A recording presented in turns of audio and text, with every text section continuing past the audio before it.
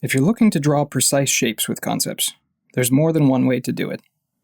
You can use the basic shapes in the Object menu, or the shape guides in the Precision menu, which give you more control. Or you can just draw a freehand shape, and then hold in place to trigger shape recognition, which quickly turns your freehand shape into a perfect one. With up to 4 separate lines, you can draw squares and rectangles, circles and ellipses, triangles, straight lines, smooth curves, or even arrows.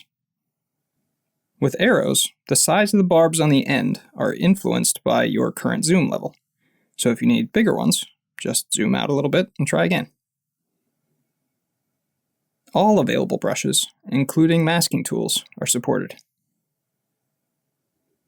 If you move your input device after a recognized shape has appeared, you can quickly adjust its size and rotation. You'll notice that rotating the shape snaps at 45-degree increments.